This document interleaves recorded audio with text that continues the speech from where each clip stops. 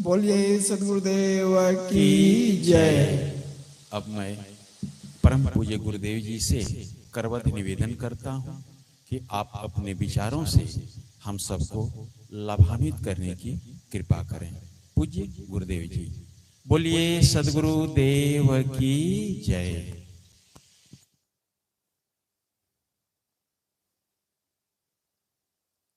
मुद मंगल में संत समाज,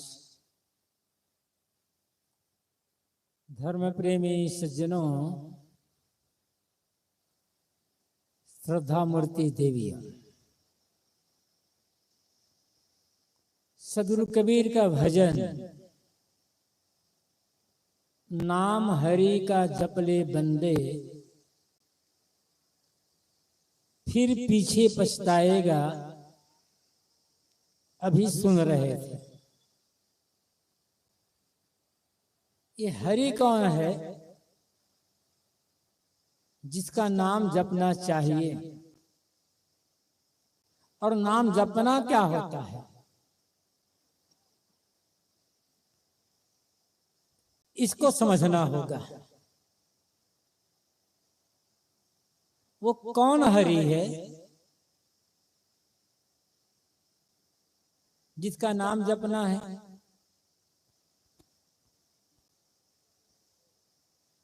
यदि हरि सामने है तो जपने की आवश्यकता नहीं है, और हरि दूर है, हरि को देखा ही नहीं है तो जपने की आवश्यकता ही नहीं है। जिसे आज तक देखे ही नहीं हो, केवल सुन रखे हो, उसको जपने से क्या होगा।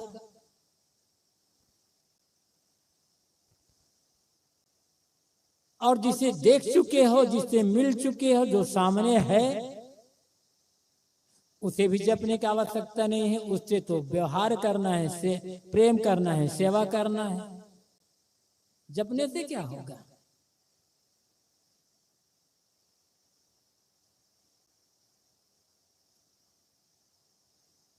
पहले समझना होगा कि सदगुरु कबीर जिस हरि की बात कहते हैं और कहते हैं हरि का नाम जपना चाहिए, वो हरि क्या है। आज जब हमारे कानों में हरि शब्द सुनाई पड़ता है तो तत्काल दो अर्थ सामने आते हैं। एक विष्णु, विष्णु को हरि कहा जाता है, और हरि मतलब परमात्मा, भगवान, उसको भी हरि कहा जाता है। लेकिन कबीर साहब ने अपनी वाणियों में कहीं भी विष्णु के नाम जपने की बात नहीं कही है। और हरि बाहर है यदि, तो साहब कहते हैं उसको पुकारने की आवश्यकता नहीं है। करीब करीब 1000-1200 साल से हरि नाम जप का प्रचलन हमारे देश में हुआ है। 1000-1200 साल पहले, 1200 साल पहले ज्यादा भारत में हरि का नाम नहीं जपा जाता था। और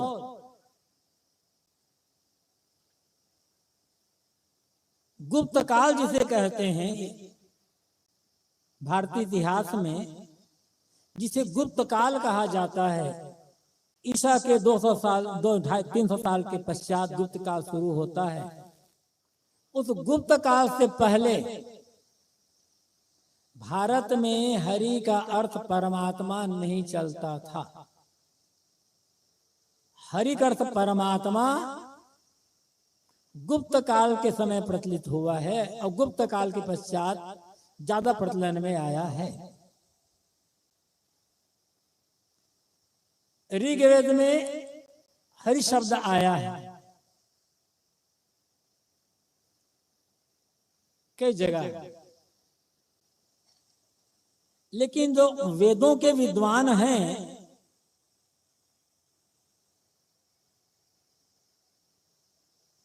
जो बड़े प्रसिद्ध विद्वान हैं, उनके अनुसार ऋग्वेद का जो हरि है उसका अर्थ परमात्मा कहीं नहीं है। वे कहते हैं ऋग्वेद में जहां जहां भी हरि शब्द आया है उसका अर्थ होता है घोड़ा, और घोड़े से तात्पर्य है सूर्य की किरणें। कहते हैं ना कि सूरज 7 घोड़ों के रथ पर चलता है, कहावत। मतलब सूरज की किरणों में 7 रंग होते हैं, तो उन्हें उन किरणों को ही घोड़ा कहा गया है, और उसके लिए ऋग्वेद में हरि शब्द का प्रयोग हुआ है, ऐसा वैदिक विद्वान मानते हैं। और जिन्हें खींच तान करना हो तो कुछ भी कर लेगा।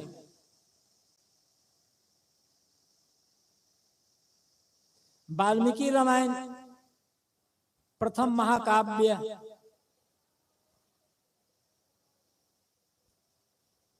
वाल्मीकि रामायण में हरि का अर्थ है वानर।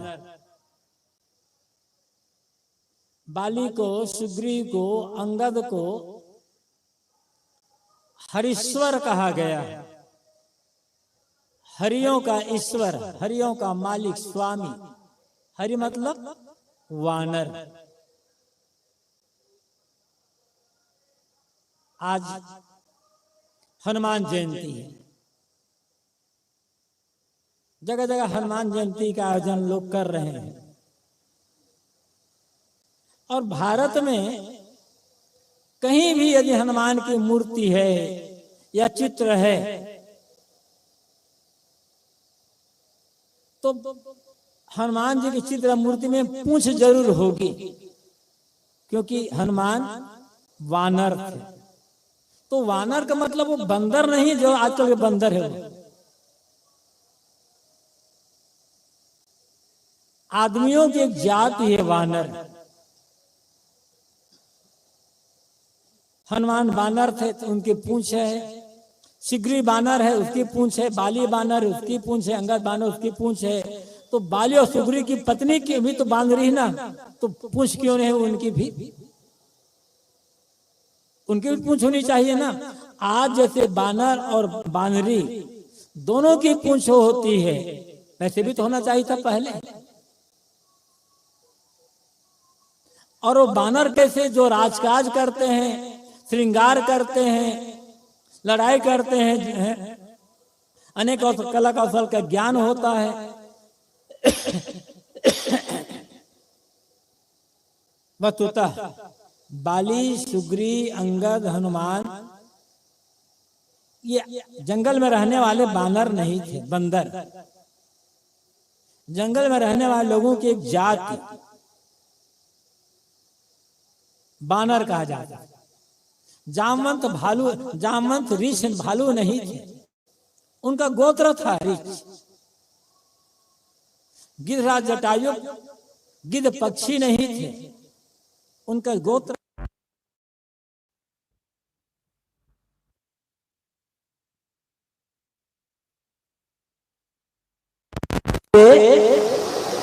कुछ साल पहले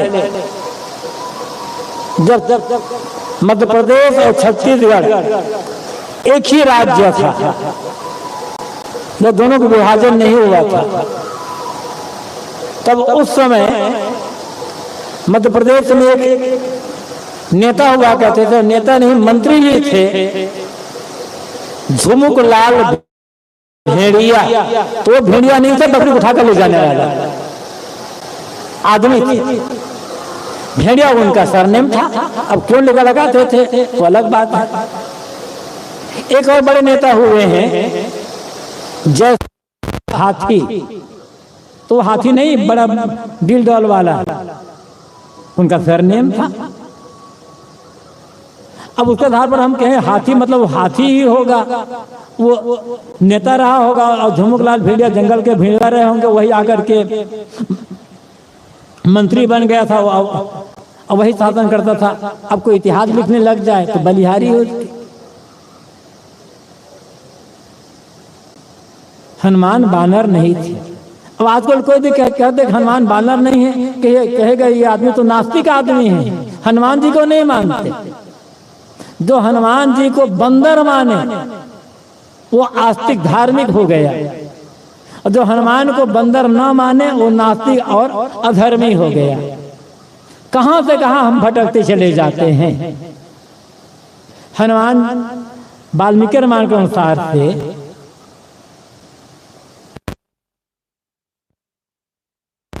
से हैं, उसके अनुसार हनुमान जी का त्याग, तप, उनकी स्वामी भक्ति, उनकी चरित्रनिष्ठा, उनकी सेवा परायणता, विनम्रता, सरलता, हर मुसीबत में आगे आने का गुण, ये इन गुणों से हमें कोई मतलब नहीं रह गया। अब हनुमान जी को लड्डू चढ़ा दो, पूजा कर दो, बस हनुमान की भक्ति होगी। हम भटक गए। हनुमान की असली पूजा है उनकी स्वामी भक्ति, सरलता, विनम्रता, कर्तव्य निष्ठा, कर्तव्य परायणता,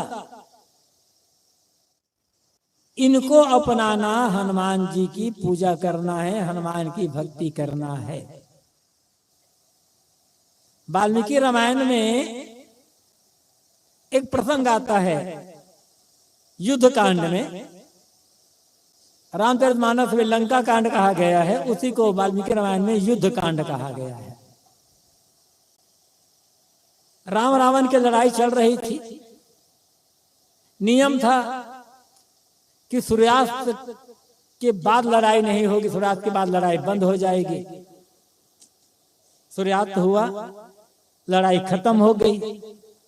राम दल, रावण दल, एक कितने सैनिक मारे गए, कुछ लोग घायल हो गए, कुछ लोग कैसे थे। तो जब लड़ाई खत्म हो जाती थी तो दोनों दल के लोग अपने अपने दल के घायल सैनिकों की खोज करने आते थे। जो मर गए उनके तो अंत्येष्टि कर दी जाती थी, जो घायल रहते थे उठाकर ले जाया जाता था, उनकी चिकित्सा की जाती थी। तो रामदल से सुग्रीव, नल, नील, हनुमान और कई बड़े लोग और अन्य लोग प्रकाश लेकर अपने दल के घायल सैनिकों की खोज करने निकले। तो देखा एक जगह जामवन एकदम घायल अवस्था में पड़े, मूर्छित जैसा पड़े। लोग गए, देखे कि भी सांस चल रही है, पानी वानी छिड़के, कुछ दवाई इलाज किए। जामवंत को होश आया और होश आते ही जामवंत ने पहला प्रश्न किया, अरे हनुमान जीवित है कि नहीं है? तो सुग्रीव ने कहा, हनुमान के लिए आपके मन में इतना पक्षपात और मोह क्यों है? आप ये नहीं पूछते कि राम जीवित है कि नहीं है, लक्ष्मण जीवित है या नहीं है। ये माइक बढ़िया नहीं है, पकड़ता है गला का। सुग्रीव जीवित है या नहीं, आप ये नहीं पूछ रहे हो। आप ये पूछ रहे हो कि हनुमान जीवित है या नहीं। हनुमान में से क्या विशेषता है? हनुमान के लिए इतना प्रेम आपके मन में क्यों है? तब जामवंत कहते हैं, यदि हनुमान जीवित है तो सबके जीवित रहने की आशा थोड़ी कम का आवाज। और हनुमान यदि जीवित नहीं रह गए तो किसी की जीवित रहने की आशा नहीं रह जाएगी। हनुमान तो वहां थे ही, उन्होंने जामवंत के पैर पकड़ लिए। मतलब इतना विश्वास था लोगों का हनुमान पर, यदि हनुमान जीवित है तो सब जीवित रहने की संभावना है, कुछ तो रहा होगा ना। तो हनुमान के इस गुण पर कहीं चर्चा नहीं होती है। खाली पूजा कर लो, लड्डू चढ़ा लो, आरती कर लो, बस हनुमान की भक्ति होगी। और किसी पत्थर में बंदर को तो हनुमान जी बन गए, इतना मजाक हनुमान जी का, और कहते हम हनुमान के भगत। खैर मैं मूल बात पर आता हूं। तो वाल्मीकि रामायण में हरि का अर्थ होता है वानर। उसके पश्चात गुप्त काल आते आते तब हरि का अर्थ होता है परमात्मा, ईश्वर। और विद्वान लोग ये बताते हैं हरि का जो परमात्मा परक अर्थ है वह ईरानियों की तरफ से आया है। ईरानियों के जो पारसी जिन्हें कहा जाता था पहले, उनके सबसे बड़े देवता का नाम है अहुर मजदा। जब भारतीय पंडितों से और पारसियों से संपर्क हुआ, एक दूसरे की संस्कृति सभ्यता का आदान प्रदान हुआ, तब भारतीय संस्कृत के पंडितों ने और मजदा शब्द को हरिमेधस कहा। बाद में मेधस अलग हो गया और हरि शब्द रह गया। वासुदेव शरण अग्रवाल की बड़ी पुस्तक, प्रसिद्ध पुस्तक है भारत सावित्री, जो महाभारत पर ही केंद्रित है। विस्तार से इसकी चर्चा उन्होंने की है। जिस किसी को पढ़ना हो वासुदेव शरण अग्रवाल के ये भारत सावित्री की पुस्तक पढ़े, बहुत तथ्यपूर्ण पुस्तक है उसमें। यहां बात है, साहब कहते हैं नाम हरि का जप ले बंदे, तो हरि कौन है? ऋग्वेद का हरि है जिसका अर्थ